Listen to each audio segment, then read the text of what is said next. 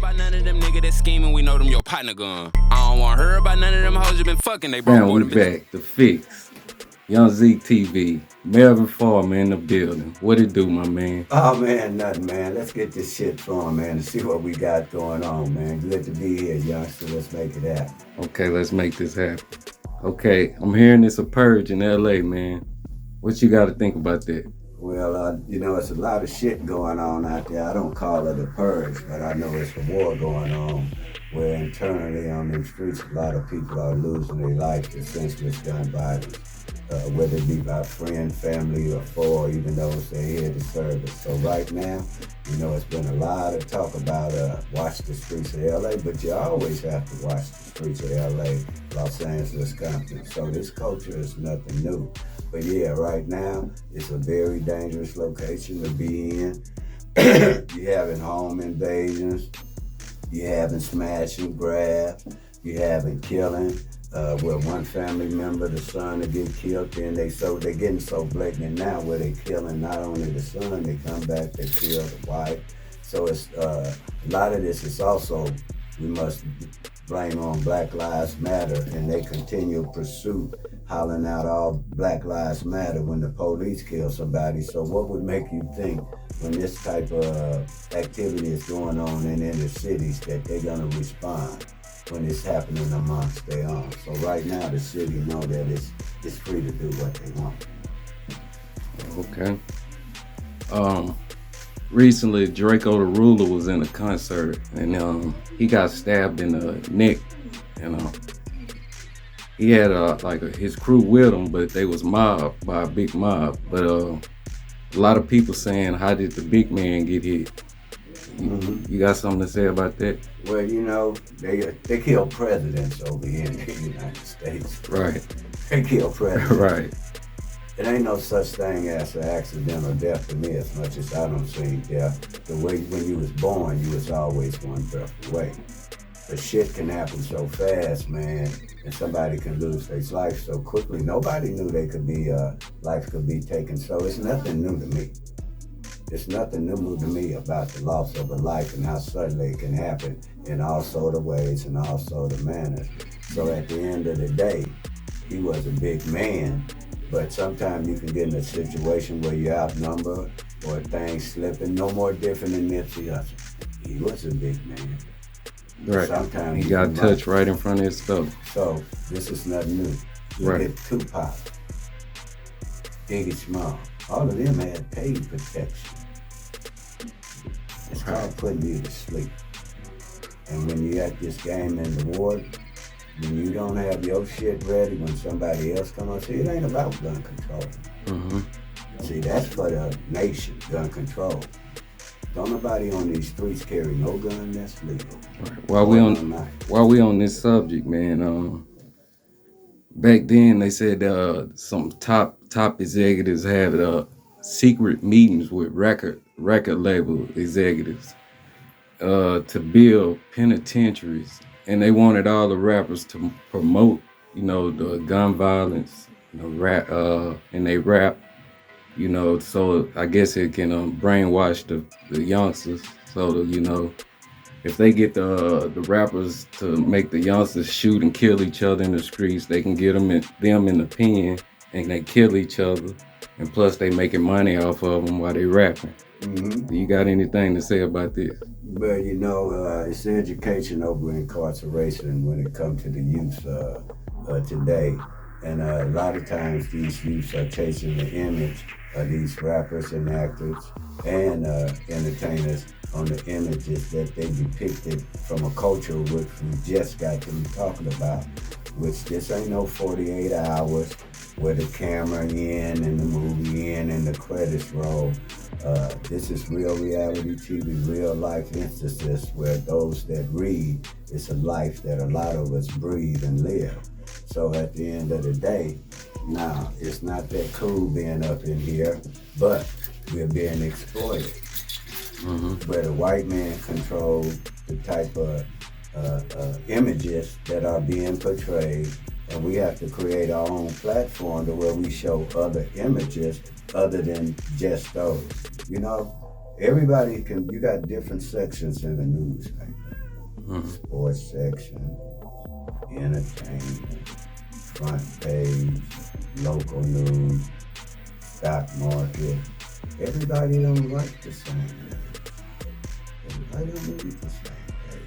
It's called staying in your lane.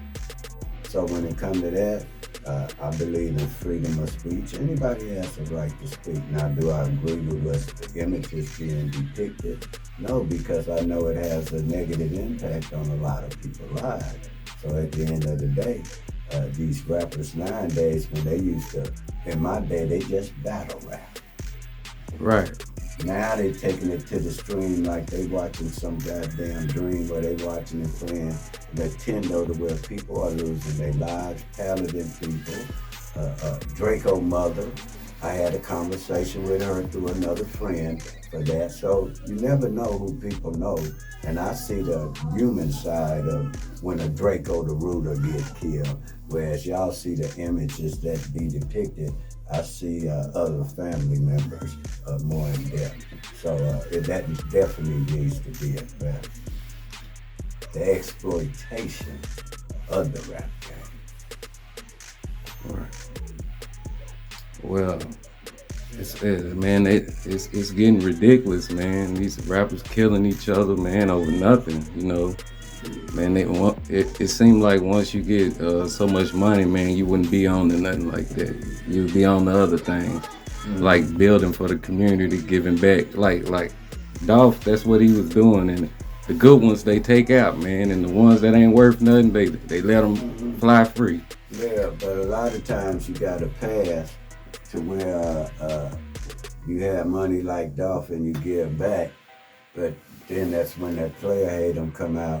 And they always gonna come at you because of your past or whatever. So a lot of times, like Young Dolph and a lot of them, they give back to the community and everything. But sometimes you can get in the game, like you might hear about Bruce back in the days that got killed. They dope dealer with Harry O and all them. You hear the story about when he put Suge on his back and Gentry backstage, but he was a drug dealer, he got killed. And sometimes you can get into the drug game where you can't get out because you know. And that's how come you'll hear a lot of times, oh man, he had millions of dollars, why he didn't just go legit? He couldn't, he knew too He was in too deep. He in too deep. And that's what happened to a lot of these rappers. They get in this shit and realize you can be in too deep in this game. And you got people with money. You got people with, you know, right. When you spill water, you can clean that up. But if you one of those that spills blood in your life, or took blood, that means this thing. You can't get that up. So you live by the sport, you also die by the sport. Okay. I want to tap back in on the Nipsey thing, man. Nipsey worked hard to build a marathon, and after he passed, man, it seemed like they just let it go down, man. It's kind of sad to see, man. You know, I would have at least thought, you know, his wife or his parents would have kept his legacy going, you know, throughout the community, and that would have been like a good stable point for him. But it's still going on. What happened was after Nipsey, this some insight, I ain't speaking on what I say. After Nipsey's death, some other incidents happened right up in that area also that dealt with some violence up around in there.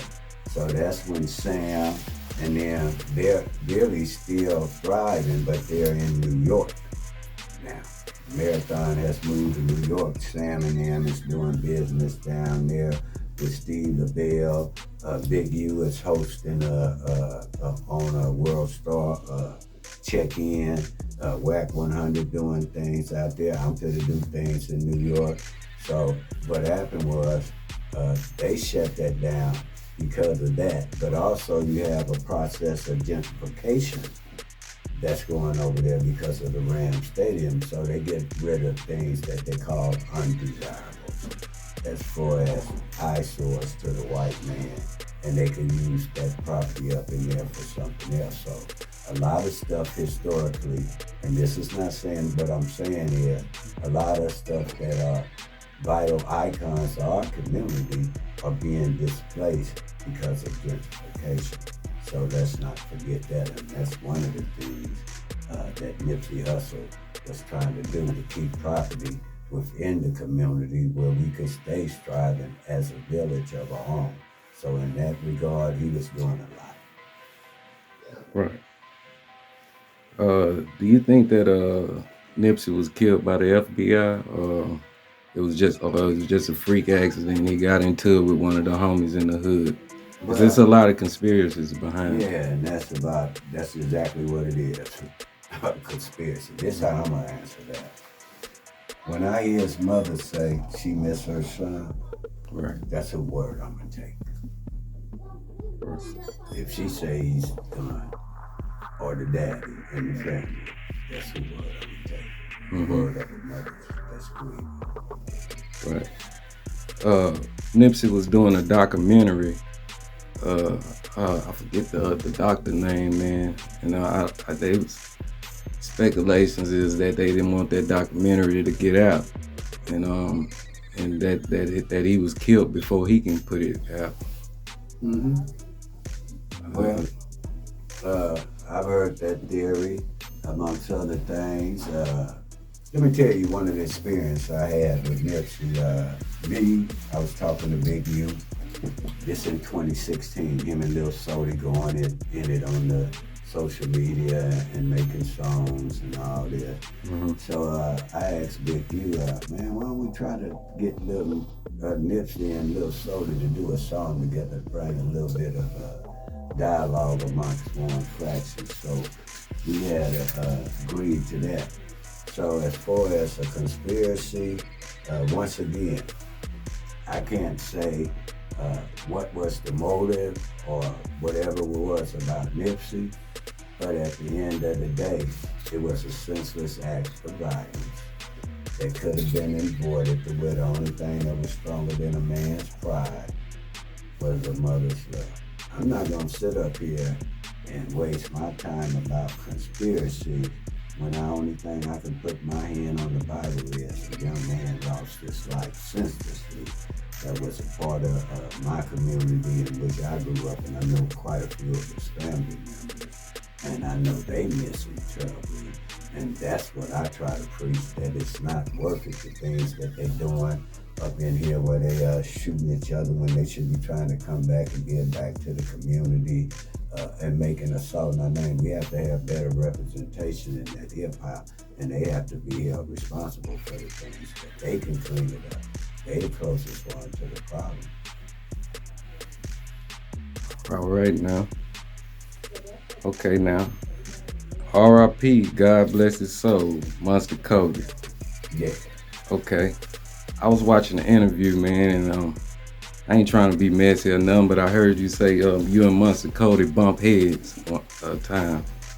Nah, we never bumped heads. I told you about the time he set up in there and he had got in an incident, and he come back with a Jason match and a Uzi and laid some dudes down that were involved in the incident, and somebody told me about that. But no. Me and Monster Cody have had numerous incidents together where we danced together and did shit together, from selling dope to taking money to whatever, pulling the trigger. I knew him when he first got in the game. As a youngster, watched him, been with him quite a bit. So no, we never, in fact, I've never been to jail with nobody from A-Trade in my life, and I've been to jail 60-something times. So I can tell you the level I play at. Okay, my next question, by you being an original member of the Crips, I wanted to know, have you ever got put down? Never got put down. Put down, like jumped in or something? Yeah, you know how they do it now. Let me tell you how I got involved. But it wasn't no jump in. It was the only way to come. When we come up in here, you had to be pulling that trigger, or you had to be doing some type of criminality MC activity or fighting with your fist. Wasn't no wearing no khakis, wasn't no getting jumped in. Who you gonna jump in when this fool here kill you? Wasn't no playing. You never know how somebody responds once they get touched. So I don't know nothing about no jumping in. Yeah. So let me tell you blood what in. did happen though. It's blood in and blood out. Yes, That's sir. how that game go with us. But let me tell you what did happen when I moved into a new community. I went and stole some biscuits. Yeah, He stole some biscuits. Yeah, Stacey Adams. Shoot, Stacey Oh, Adams. okay, man. You lost me with that one. I'm like, yeah. We call them biscuits. But okay. Back in them days, those were like equivalent of Converse, because back in them days, you might step on Tookie them biscuits or something, and you end up dead because you couldn't get that dent out. Niggas wasn't playing about them biscuits. Wasn't playing about them biscuits. Okay. I once shot up a juvenile detention center where I took a gun back into the camp for somebody stealing my biscuits. Oh. And shot the camp up. You didn't find out who did it? You just sprayed the whole camp? No, I knew who did it. They were standing in a lake, and I seen them where they had, I lit up a whole camp in back 1972, 73. I was on that midnight train to Georgia back to jail, man. And these nuts done went and stole my Stacey Adams biscuits. So I tell Rayford Sidewinder, I say, man, I found out who stole my biscuits. So I said, give me a 38. Oh, so you knew the exact dude who done it? I knew who did it. Okay. I had beamed in on him, Scotty. So I say, check this out, man. Give me that 38. I'm gonna take it back and blast on these cats. So, he was with a crew. Yeah, we were in camp. We were doing time. Oh, okay. We could come on the weekend, then we'd be Monday through Friday. We'd be in a juvenile facility down in San Diego. In fact, it was the next facility opened up after Tookie them were the ones that was in there prior to us. When they left, we was the next group of youngsters that went in there, and they had moved it to San Diego. Rancho del Campo is where we was at. Vista. And so anyway, I take the gun back to camp and I hook up with my boy. This when the Harlem Crips was just starting. Derek Stewart, they called him Weasel. So we go and tiptoe into the mountains and we looking for him because it was a lake right there. And we could see by the moonlight, we see them in the boat. They're in the boat playing around. And so I go to busting them. Yeah, I busted on it. So we turned. You let it go. Yeah, I let it go. Then we turned around and went to running. And we fell down the side of a cliff. And we tumbling. The pistol didn't leave my hand. So we get up, brush off, and we go on back. Everybody wondering what happened. They heard the gunshot. Was you really trying to kill him, or you was just trying to scare him, let him know what time it was? No, I was shooting at him. You shooting to kill. I was shooting at him. Let's put it like this. I wasn't doing this. Yeah. That's shooting in the air like, no. I was shooting at him. So they had some angels with him that day. Well, a lot of us had angels with them. Me and my buddy had a conversation and said, we lucky we wasn't a gang that couldn't shoot straight or else there's a lot of that when we were shooting with pea shooters anyway. But they still was doing damage when you close up. So this was a little distant. So anyway, we fall and into some bushes. And the next morning, me and him both wake up itching. And we had to go to the doctor. Pause and I. And that's how we got caught. So when we go to the doctor, they figure, hey, that was y'all asses up in that mountain that was doing that shooting. And we figured y'all fell and fell in the poison. So they told me, Melvin, you getting kicked out the camp. Weasel, you can go back. And so they put me out the camp. I had the 38 in my luggage. And when they put me on the bus in San Diego, they got word I had the pistol on me. So when I get to the LA bus station downtown, my father worked there. Mm-hmm. And he put somebody on the bus because the police, and they came and took the gun before I got off. And that's the only reason I didn't get caught. So that was behind my biscuits, man. So at this point, man, I heard a story. You say you got kicked out of school. Was what Pops like, man, you keep getting kicked out of everything. Oh, Was he pissed? nah, you talking about when my daddy probably cried when he found out I was gangbanging. And I was playing basketball, and I got in some shit with me and Kevin Goff. Some Mexicans had told us, Latinos, don't come in the cafeteria. They called us mayates, which is nigga in Spanish. And they told me and Kev, this Donald Foster was there, this about 19. Oh, in fact, this is after I got kicked out the camp. That's what they said. They didn't make me do no more time. They sent me to Hollywood High because I played basketball. Yeah. This is what they sent me to from there. And I didn't stay there 30 days and F that off. So you was a live wire. So after that, they sent me to Hollywood High to play basketball because they knew I played basketball in jail. So behind me shooting somebody, I got rewarded where I got shooting at them. I got booted out the camp, sent to play basketball, and when I got there, we got into it, me, Kevin Goff, Donald Foster, and some more to where they told me, don't come in the cafeteria. And when we got through, we had hospital was there because we was carrying canes back then, and we was putting them to work. And we ended up going back to camp. I ended up catching another case, so I only get about 30 days after that. Man, after it's all said and done, bro, do you regret taking that gangster road, that gangster lifestyle? Or I know you seen, I mean, some people call it square, some people call it, well, you seen some of your partners, you know, go to school, college, whatever, married, wife, kids, you know. And that right there, that was just something that could make you laugh, just a little stories because, you know, that was something in the past. But at the end of the day, the number one deterrent for crime and this type of life is age. As you get older, you get slower. So no, I never glorify the life that I lived. I made poor choices. It'd have been different if I only heard it myself. But, my mother heard it. I heard it other people. And to think that because of the behavior back then, and it's still continuing now, 50 years, it's not nothing that you really hold your head up to be proud about. And that's why I do what I do, because I want to give back to the community. I know from previous experience, the road and the path that you're going down is not worth it. And I just think I owe the responsibility to, if I can do it, other youths can do it.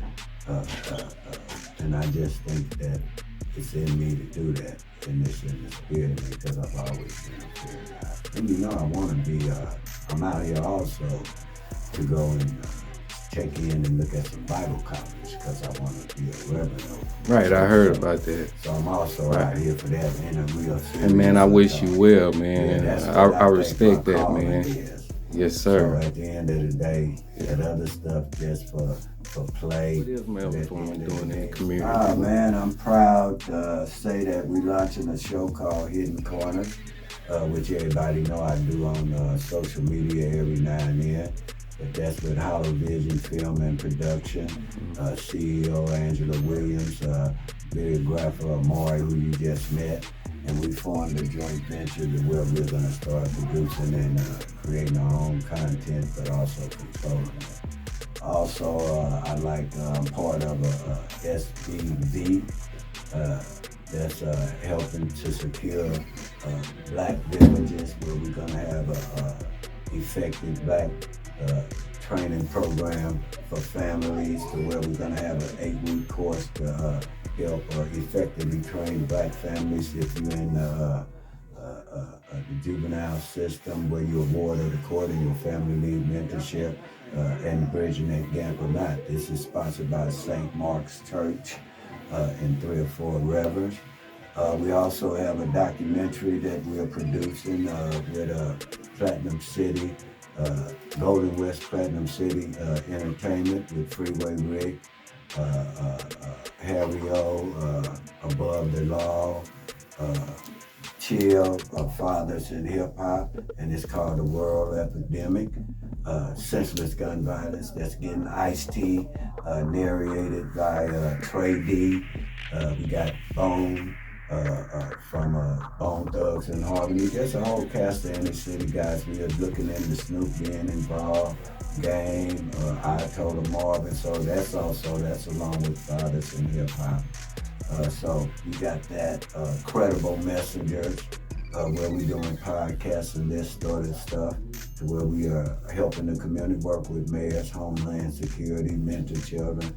So it's a lot going on in my life as far as serving the community and bringing awareness to things like just like you, black businesses. Right.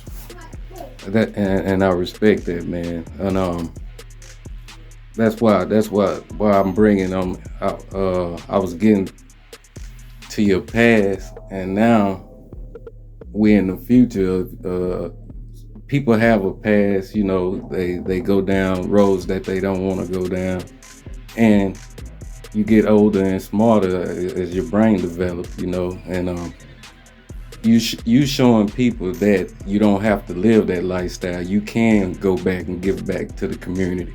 Tell the youngsters, hey, I done this, but it's all right to get yourself together, you know, and that's what I respect about you, man. And I had a question I want to ask you, man, about Kanye West. You know, Kanye West is worth $6 billion, I think, and he was married to Kim, but I think he was still kind of like chasing her around. But he's showing up now with this a new little, you know, chick that's not African American, you know. I wonder why the black man get the bag, man. Is the black woman not worthy to be a black billionaire with the black man? Yeah, that tripped me out how they go, and they don't understand the Kardashians are like Broomhilda, they witches. Everybody that mess with her, they curse. Hell, they the wicked witches of the West. But they'll go and run these athletes. They'll get money because, for one thing, they don't lost distrust in the black woman because they think they setting them up. You got women that'll take turkey basters and try to get their semen and get impregnate themselves and then charge their asses up. So it's a dangerous game out there, but they really ought to stick with the ones that were with them when they're down and out sometimes. But at least let the money go to where it go to a black family, because once he died, all that money gonna be going to another side of the, like the Hatfields and the McCoys. Exactly. No, he need to keep his sperm. He need to keep his sperm within his right range, man. Right. That don't need to go like that sometime. And all of them, Tiger Woods, all of them, you know what they say, fight bees, they sting you, F with a white woman, they hang you. That's how they go real talk, man. You a smooth talker, man. Yeah, that's what happens, man, when you do that shit messing with them, man. Shit. Tarred and feather. Man, you told me one earlier, man, the quickest way to get some news around. Oh, man, from telephone to tell a nigga. It ain't no secret. I don't know which one quicker, man. That's what the hell gonna happen. You don't need no social media, man. Yeah. Everything we talking about, man, is telephone, tell a nigga, and that shit gonna explode. It's gonna be like, why, man, real fire. You say by time it get to the other person, man. Oh, man, it'll start off as attempted murder, attempted curfew. Nigga ain't did nothing but jumped out the window trying to sneak out after 10. But by the time it get to the streets, he don't try to attempt it. He don't got caught jumping out the window killing somebody. Oh, yeah, they flipped. Yeah, they flipped them stories around, man. Man, shit. That's what's happening, though. Yeah. Okay, man, Kevin Gates and Charleston White got into it, and then they made up. They got into it and made up. I don't know what they got going. You heard anything about that?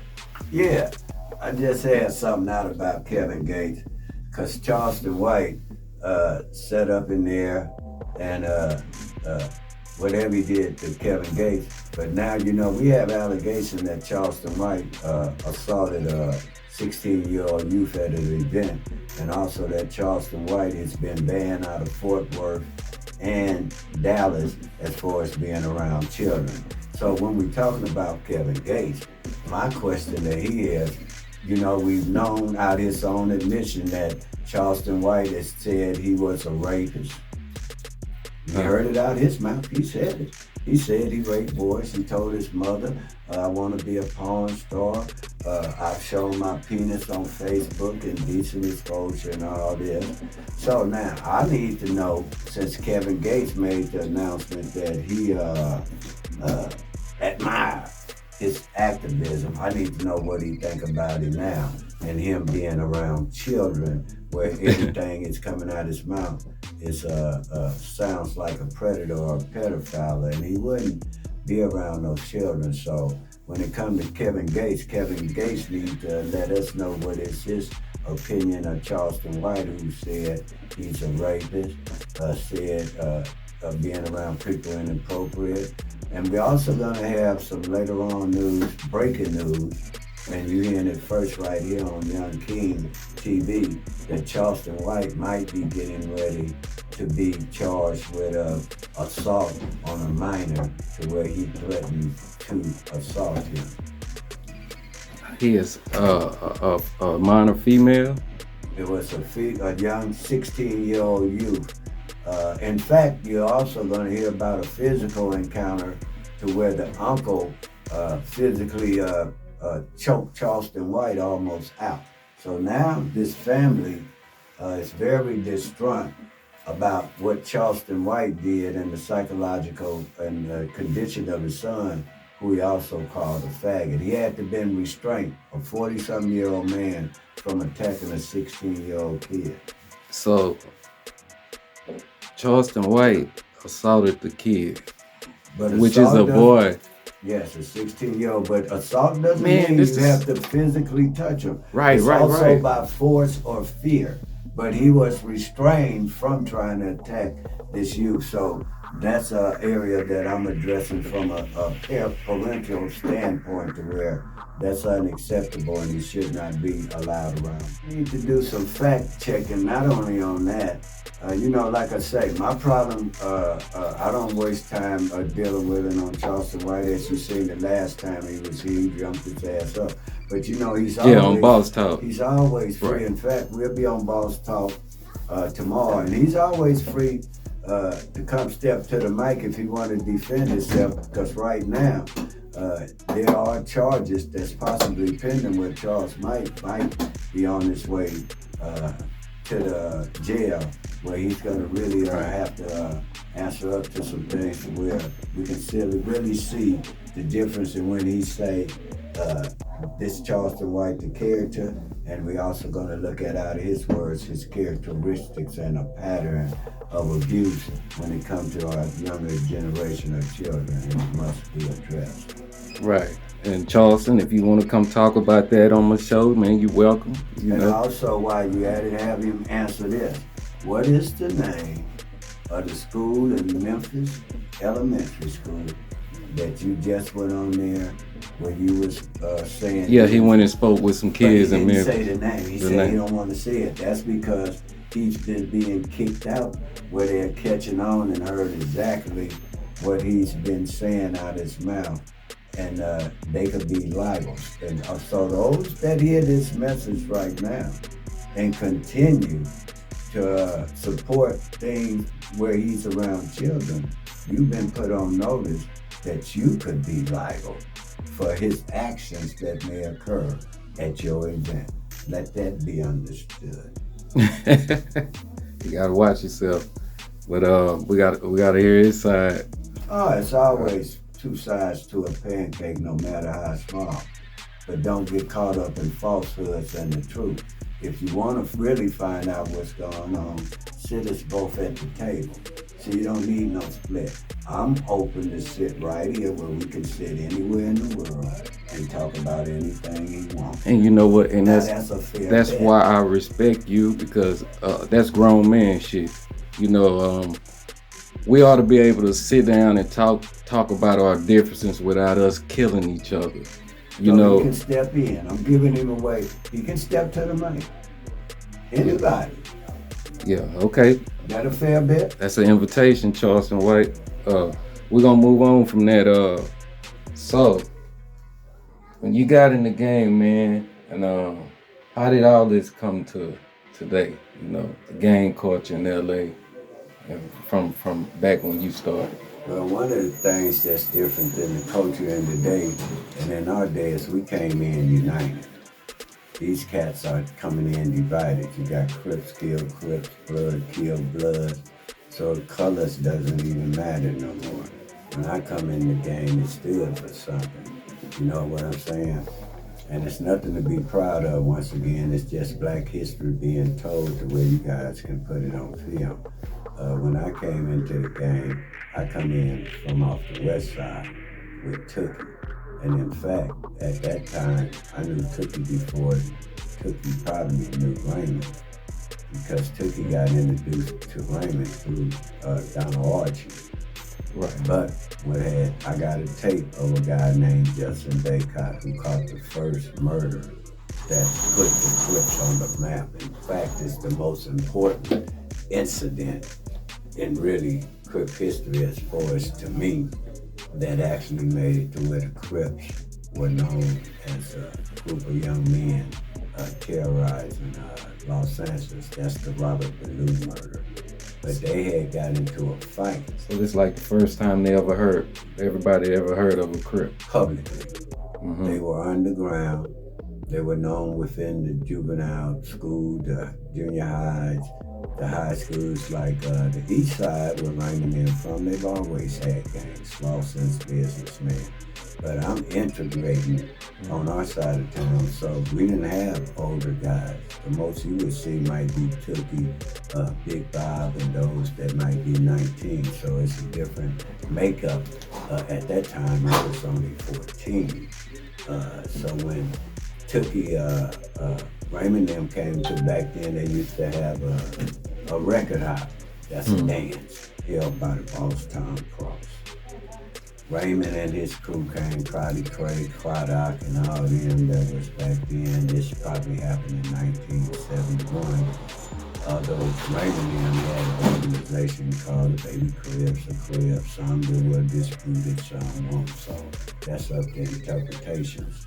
But I knew in 71, an encounter occurred to where Raymond and his crew got into it with some guys from the west side.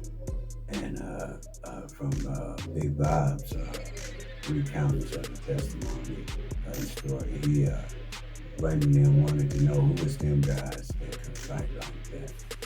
So I started witnessing when Raymond and them started coming up to St. Andrews Park. They'll wait on Tookie to come home from day passes because he was in camp. Remember earlier we had a conversation about I was the next one after Tookie? Right. At this time, Tookie and him in camp. So that was in 72, 73. So this is prior to that. See how this timeline match up? Mm-hmm. So now Tookie is in the boys' home in Bannon. That's where you see him with all the pictures. And then Donald introduced him to Raymond Washington, told him you'll have to talk to him. And that's how it started, where the Crips started crystallizing into and forming the East Side, West Side, and Compton Crips. And that's how that formed. And we didn't come in where we could rap or act. It was, I would say destruction. Nothing but self-destruction. Self-destruction. Self-destruction. It's three things. From 1971 to 75, that's pretty common with that group of young men. Either by the time they were 18, because remember 1971 we were 14. By the time we 18, we either chalked up 25 or more arrests.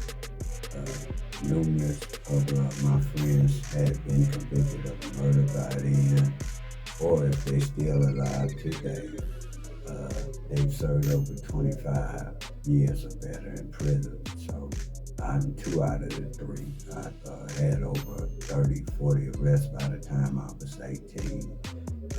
And also I served over 30-something years in prison. And in fact, that was a whole different story of another battle. It's for us going to prison at 18, 19, 20.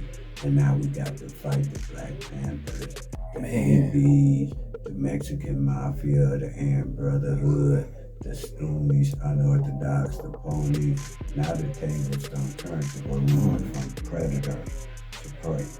Right, that's what I want to ask you that. Like you being young as you was going to the penitentiary and being in the game,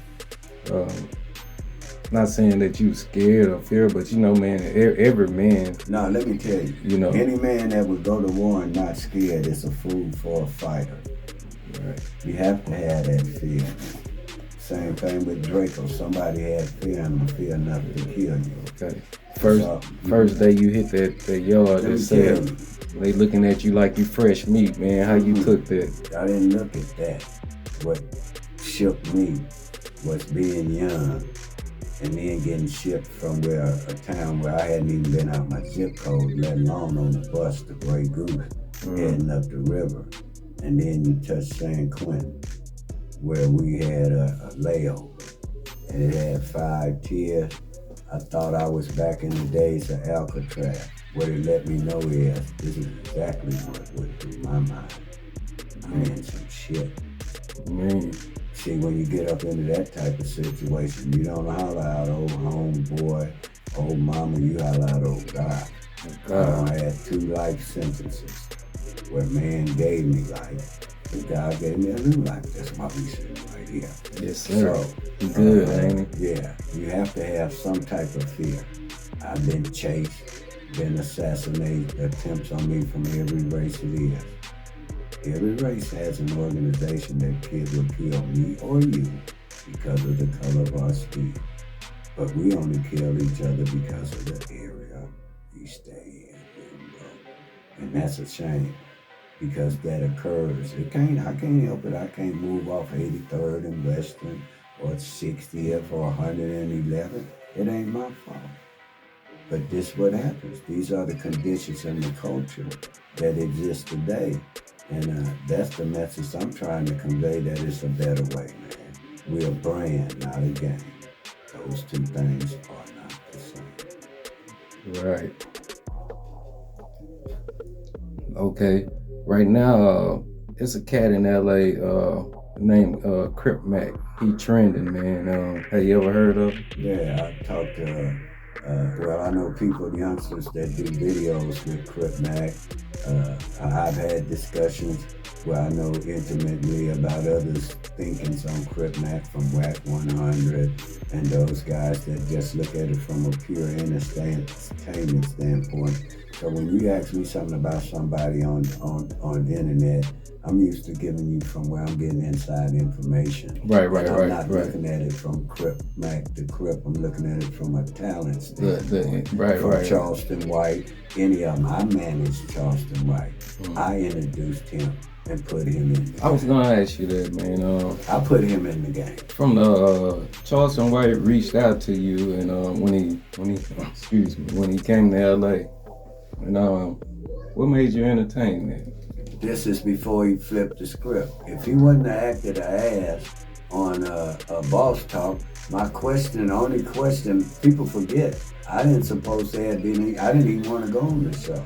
I had arranged I told Marvin and him to meet to discuss whatever issues they had. Right. They asked me to sit.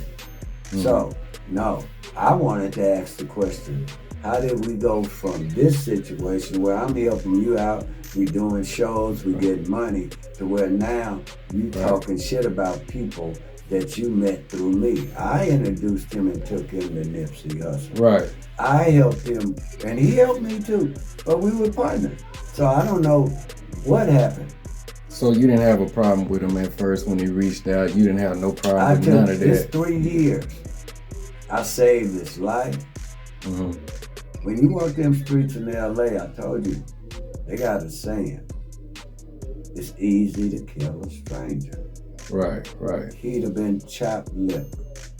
He know this. And anybody ever know and walked the terrains in the streets, not only in LA, into these inner cities across America, whether it's by what they call pockets of poverty that Obama say, or pockets of trash that Trump say. They talking about me and your community. where we invited. Ain't no more difference here in Dallas, Texas, as it is in Los Angeles when you walk in these pavements. So that's how that went. He did some foul shit to where everybody who tried to help him, he tried to assassinate their characters. So at the end of the day, he has a chance to step forward and say his side as anybody else. Right. But I get information from WAC 100 and about Crip Mac. Let's get back to that. Mm-hmm. And this was my response when somebody asked me about Crip Mac. I look at it like he bring in viewership. He's getting good numbers. Mm-hmm. I just don't like I think he's being exploited by the white man. Mm-hmm. Exploitation to where he need to be working with the blacks more so and letting them manage and let know the cutthroatness and the wickedness of this game to where he can maximize his potential as for now. And I'm for anybody. I know the 5-5s when they first came out, Snap, but my boy name was Ruby when they first come out, spin-offs from such and such. So I know their histories, that's from my side of town. I know what he come through. And also he's probably a marked man. This ain't no easy game. It ain't no easy game. So also Misery Love Company, and it just ain't no easy road. They not only go for me, it go for Charleston, it go for me, it go for WAC. We got people that will hate on you no matter what. So, you know, you got to be able to go from the lips or the hips when it comes to these streets. Right. Okay, man, you've been on a lot of major platforms, from the Vlads, Boss Talk, Cam Capone. And I was sitting back wondering, like, man, Adam 22, right there in LA, why you haven't had Melvin Farmer on there? Why we haven't seen Melvin Farmer on No Jumper? Well, for one thing, I don't be looking at social media the way I didn't know if Adam 22 from one Adam 12. I didn't know the difference one way or the other. Or Vlad TV. Let me tell you a story about how I got on Vlad. You remember back when they was having LLC Crips Unite, and they was wondering who was doing the Coca-Cola, who was behind it. Well, I knew the person who was behind it, a female. Vlad and them thought they was gonna get me on there to talk about the LLC, and I was gonna be the front man. And when we got on there, I flipped it and told them, because I know it was gonna end up. But as far as Adam 12, one of my little homies called me the other day and say, man, you need to go on Adam 12. So right now we're in negotiations to talk to go on Adam 12 and other platforms just as yours, big or small. You know, right. Try to touch them all. So I'm just waiting, and if y'all want to see me on Adam 12, have them call me. Tap in. Hey, my man got a story. Yeah, tap in. Okay, man. What's one of your biggest accomplishments to you? It might not mean nothing to nobody else, but to Melvin Farmer, what's one of the things you proud of? The only thing I'm proud of, and I promise you this, my mama's happy. Right. I did so much to where when you're young, you think you only hurting yourself. And it's things that my mama said to me that she's never said in life. One of them is, I want to be able, before I die, to say that you had a job. That's why I'm adamant about making an honest living. Because I'm at the age now where I'm too old to work and too young for Social Security. But my mama has never been able to tell not one person her son woke up to do 100. So I went and did that. The next thing she said was, don't break the law because I'm getting old now and who's gonna take care of your two little sisters? So the most proud thing of me is making my mama proud and doing the right thing. And you know, a leader is not a follower that follows public opinion. A leader is one that makes his own decisions and own choice in life, and he stands by the principles in which he was brought up on.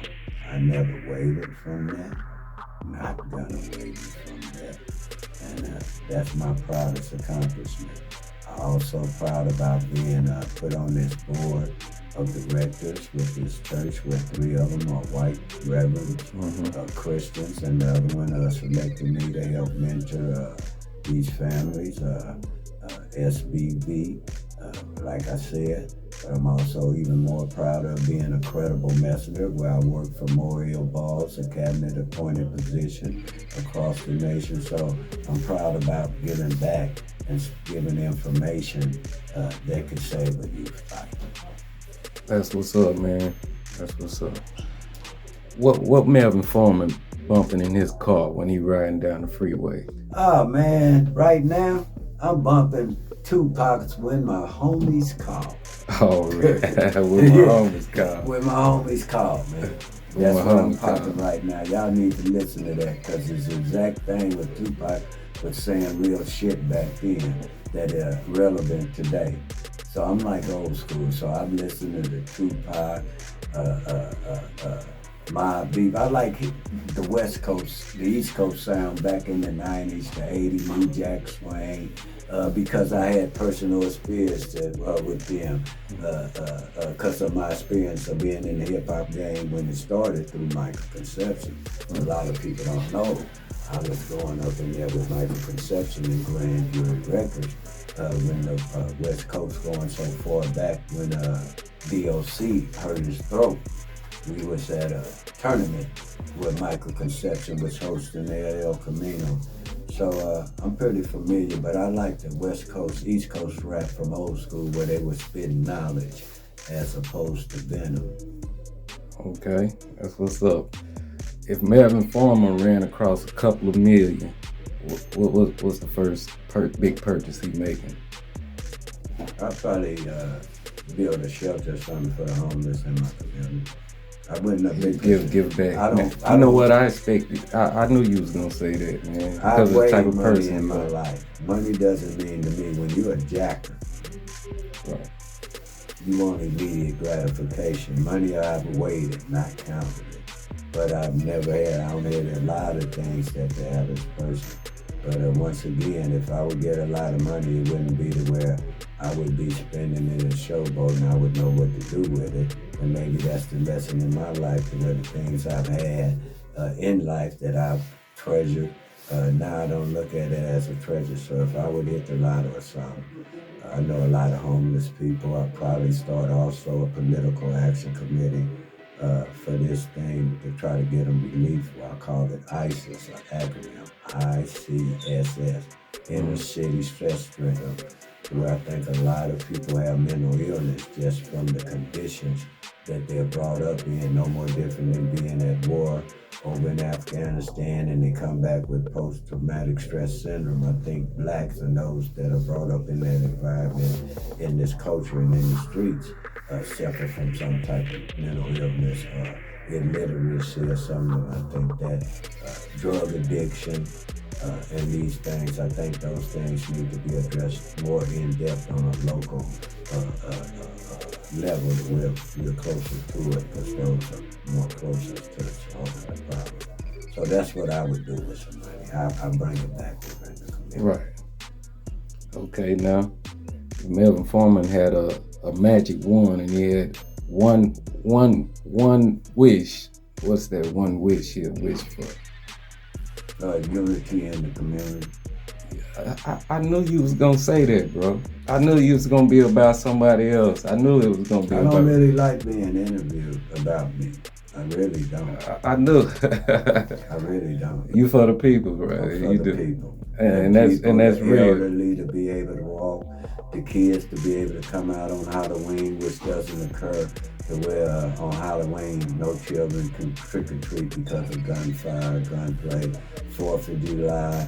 It's a lot of things where other people are being affected by a small amount of behavior, and we ought to be able to rectify that and let people live and be free. I just think that ain't the way it should be right now, not at this time and age. It's a crucial situation.